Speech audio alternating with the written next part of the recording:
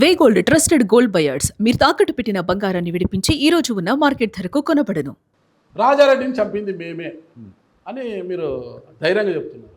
పహల్గాంలో మన ఆడబిడ్డల సింధూరాలని తుడిచేసిన ఉగ్ర మూకలను చంపినట్టుగాను ఇంకోటిగాను గట్టిగా చెప్పుకుంటున్నారు.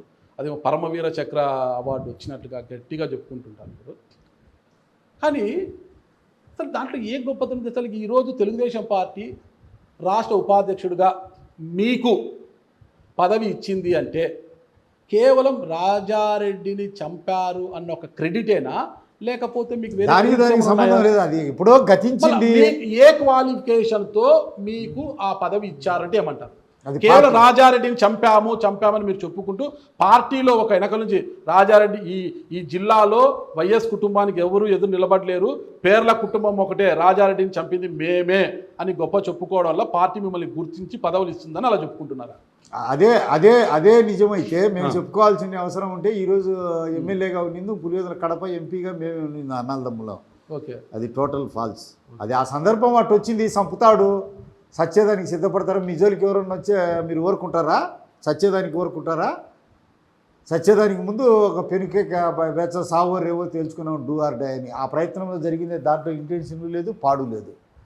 అది అడ్మిటెడ్ ఫ్యాక్ట్. ఎవడు చెప్పినా చెప్పకపోయినా అదే కదా. కోర్టులో కూడా నిర్ధారణ అయింది, ఇంకొకటి అయింది. మేము కాదన్నే అవునన్నే అని ఉండే ఫ్యాక్ట్ అది. ఇంకా దాని గురించి ఎందుకు?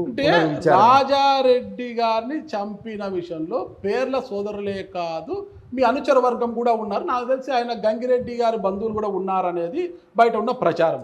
కానీ రాజారెడ్డి అత్యవసరం క్రెడిట్ అంతా మీరే కొట్టేయాలని చూస్తున్నారనేది బయట అంటున్నారు.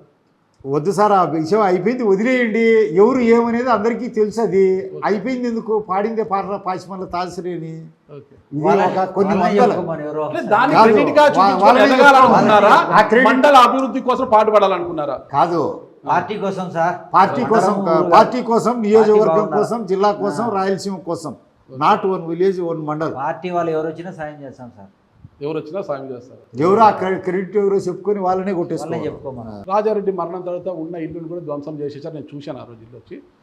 జైలు నుంచి మీరు బయటకు వచ్చిన తర్వాత పరిస్థితి కూడా చాలా అధ్వానంగా ఉంది. ఆర్థికంగా కూడా పొలాలు ఉన్నా సాగు చేసుకునే పరిస్థితి లేదు, బిల్లు అయిపోయాయి, చాలా అధ్వానంగా ఉంటుంది. ఈ రోజు సార్ ఎప్పుడు పైర్లు పెడతానని గడ్డు పరిస్థితులు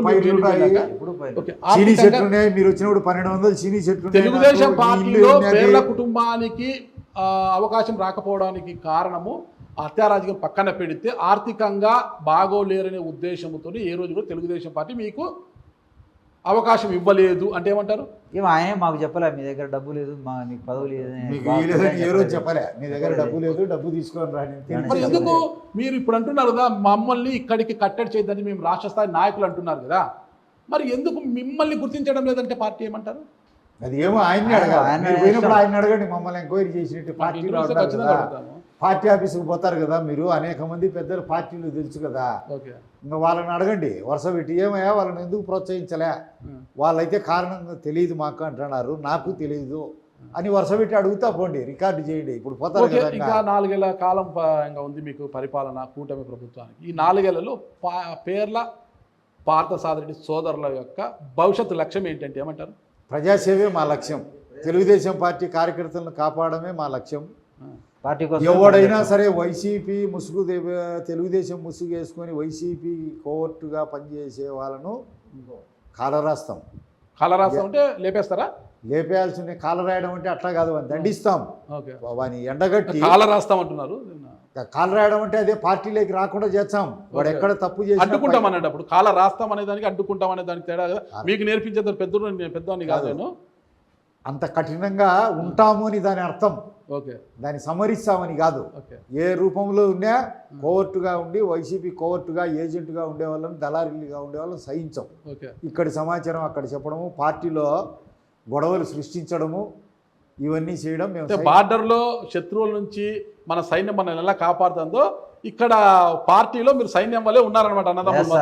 ఎక్కడైనా మడకసిరైనా ఎక్కడైనా సరే ఓకే, ఎక్కడ ఏం జరిగినా ప్రసక్తే లేదు. అంటే మొత్తం మీరు రాష్ట్ర స్థాయిలో ఎదగాలి అని ఒక కంకణం కట్టుకున్నారు ఇద్దరు. ఎదగకూడదు అనేది మా పేరు మారుమోగాలి, మా పేర్లు మారుమోగాలి. ఏం లేదు, ఆల్రెడీ మారుమోగినాయి. ప్రపంచం అంతా తెలుసు మా పేరు, అది వికీపీడియా అనేది, దాంట్లో కూడా 3వ వాడు కావడం ఏం మారుమోగాల్సిన అవసరం లే, అందరికీ తెలుసు. మా పాలసీ, మా స్టాండ్. రాజును పరిహసించకూడదు, అనవసరమైతే రాజును పరిత్యజించవచ్చు. మాకు నచ్చలేదో మా ఇంటికాడ కూర్చుంటాం.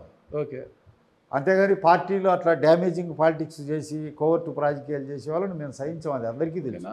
ఇప్పుడు ఆర్థికంగా మనం నిలదొక్కుకోవడానికి, భవిష్యత్తులో ఉండడానికి ఇప్పుడు ఏం వ్యాపారాలు చేస్తున్నారన్న ఇద్దరు మీరు? వ్యవసాయం ఉంది మాకు. వ్యవసాయం ఏం పంట పెడుతున్నారన్న? అరటి వేస్తున్నాం, మొన్నటి వరకు చీనీ చెట్లు ఉన్నాయి.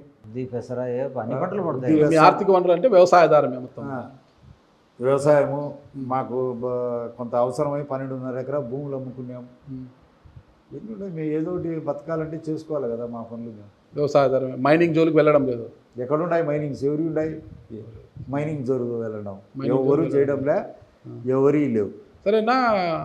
వైసీపీ అధికారంలో ఉన్నప్పుడు వివేకానంద రెడ్డి మర్డర్ కేసు తొక్కి పెట్టేశారని ఆరోపణలు వచ్చాయి. ఇప్పుడు కూటమి అధికారంలోకి వచ్చింది కదా, మరి వివేకానంద రెడ్డి మర్డర్ కేసు విషయంలో మీరు ఎలాంటి స్టెప్ తీసుకోబోతున్నారు? మేమెందుకు సార్, మాకు అవసరమే ఉంది. వాళ్ళ అంతర్గత విషయం, వాళ్ళు పన్నారు. అది సిబిఐ కోర్టులో ఉంది, వాళ్ళు నడుపుకుంటారు కేసు, కోర్టు ఫైనలైజ్ చేస్తుంది. మనం ఎందుకు మాట్లాడాలి సార్? మనం ఎందుకు మాట్లాడాలి? దాని గురించి మాకు సంబంధం లేని మ్యాటర్ కదా, వాళ్ళ కుటుంబ విషయం అది. వాళ్ళు వివేకానంద రెడ్డి మర్డర్ గురించి చెప్పాలంటే ఏం చెప్తారు? మీరు ప్రత్యర్థులైనా మీరు చెప్పండి. అది రాష్ట్రం అంతా తెలుసు కదా సార్. రాష్ట్రం అందరికీ తెలుసు. మేము ప్రత్యేకంగా చెప్పేది ఏముంది? టీవీలు గంటల తరబడి, సంవత్సరాల తరబడి. నాకు తెలుసు, నా అందుకు అడుగుతున్నా. మీకెందుకు తెలియదు? మీకే ఎక్కువ తెలుసు. మీ అభిప్రాయం ఏంటి? ఆయన మర్డర్ గురించి మీ అభిప్రాయం ఏంటి సార్? శత్రువు గురించి ఎందుకు మాట్లాడాలి? ఎందుకు గురించి మాట్లాడాలి? వివేకానంద రెడ్డి గారు శత్రువు అంటారా? శత్రువు కదా సార్. వాళ్ళ నాయన అబ్బాయిల కొడుకులు రాయారెడ్డి, రాజశేఖర రెడ్డి, వివేకానంద రెడ్డి, జగన్ వీళ్ళంతా శత్రువులు కదా. వాళ్ళతో నుంచి మాకు ఇప్పుడు కూడా ప్రాణాపాయం వెన్నంటి ఉంది. తెలుగుదేశం పార్టీని నాశనం చేసింది వివేకానంద రెడ్డే కదా. వాళ్ళ నాయన చేసేవాడు, ఆయన నాశనం చేసేవాడు. ప్రత్యర్థులు, శత్రువుని ప్రేమించే గుణం మీకు లేదు. ఉండబట్టే కదా సార్ ఇప్పుడు చెప్పి వాళ్ళ గురించి కామెంట్ చేయమంటాడు. నేను ఏమంటున్నా, వివేకానంద రెడ్డి గారు అంటే ఒక మంచి వ్యక్తి, అది ఇది అని అంటుంటారు. ఈ ప్రాంతంలో మంచోడని కొంతమంది అంటుంటారు, సౌమ్యుడు అది ఇది. అలాంటి వ్యక్తి మర్డర్ జరిగింది కదా, ఆ మర్డర్ గురించి మీ అభిప్రాయం ఏంటి అని అడిగాను. మాకు సరిపోదు కాబట్టి సార్ వాళ్ళు కామెంట్ చేయకూడదు. ఒకటి చెప్తే ఎక్కువ అవుతుంది, 2 చెప్తే తక్కువ అవుతుంది. కామెంట్ చేయకూడదు. ప్రేమించే కదా, అందరి మాదిరి తెలిసి తెలియక అన్ని మాటలు మాట్లాడుకుంటేది. మాట్లాడలేదు కదా మేము అది. అయినా కానీ నేను హిందువును, మరణాంతాని వైరాని అనేవారి. దాని అర్థం మీకు తెలుసు. మన శత్రువు అయినా చనిపోయినాక అతని గురించి దుర్భాషలు ఆడకూడదు, రాజుతో సమానం అనేది హిందూ చెప్పేది. ఏది నోటికి వచ్చేది ఆడవాళ్ళు మాట్లాడేది, మగవాళ్ళు మాట్లాడేది పద్ధతి కాదు కదా సార్. ఇప్పుడే పులివెందుల నియోజకవర్గంలో 3 వర్గాలుగా ఉన్నారు. ఒక్కొక్కరు ఎవరి పాయకు వాళ్ళు ఎదుగుతున్నారు. ఎవరి స్థాయిలో భవిష్యత్తు ఎవరిని ఎట్లా తీసుకెళ్తుందో తెలియదు సార్. ఒకే వర్గమే అంతేనా? మళ్ళా పేరు చెప్తే మీరు తిడతారు నన్ను. ఆ పేరు ఆయన ఒక వర్గం. ఒకటి నేను చెప్తాను. పార్టీ ఎవరిని ఇన్ఛార్జిగా నిర్ణయిస్తే వాళ్ళని వర్గాలు. ఇన్ఛార్జి కాకుండా ఎంత బలశాలైనా ఏమీ చేయలేడు. బీటెక్ రవి వర్గంలోనే పేర్ల సోదరులు ఉన్నా అదే వర్గంలో ఉన్న బ్రాహ్మణపల్లి వెంకటరెడ్డి కూడా సమాంతరంగా ఎదగాలని చూస్తున్నాడు అని అంటున్నారు. అవన్నీ ఒట్టి సార్. ఎవరు ఇన్ఛార్జి ఇచ్చే వాళ్ళు ఎంట పోతారు. అన్ని జీరోలే. వీడు లేదు, వాడు లేదు. ఇన్ఛార్జి ప్రకారం పోవాల్సిందే.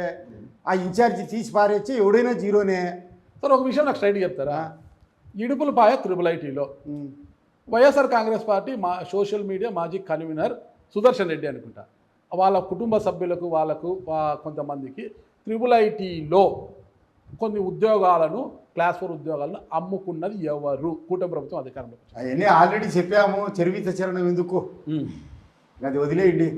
ఆల్రెడీ చెప్పాము, మీకు తెలుసు, ఎవరు బయట ప్రపంచానికి అంతా తెలుసు. అన్న నాకు చట్టం తెలియదన్నా. మాది ఎంపీ స్థాయి, మాది ఆ స్థాయి మీరు అంటున్నారు కదా, అంటే భవిష్యత్తులో ఎమ్మెల్యేగా కానీ ఎంపీ కానీ పోటీ చేయాలనుకున్నారు మీరు? ఇప్పుడేమో అనుకోలేదు. నాకేం లేదా ఆలోచన, ఆశ లేదు. మా వారసులు ఉత్తరోత్తర ఏదైనా అవకాశం ఉండి వచ్చి వద్దనుకున్నాం వాలంటరీగానే. పార్టీకి ప్రకారం 7 ఏళ్ల శిక్షణ ఒప్పించిన తర్వాత రాజకీయాలు పోటీ చేయడానికి అనర్హులు. 5 సంవత్సరాల పీరియడ్ అయిపోయింది. పీరియడ్ అయిపోయింది. ఐఎమ్ కన్విక్టెడ్ కదా, నాట్ కన్విక్టెడ్. ఓకే.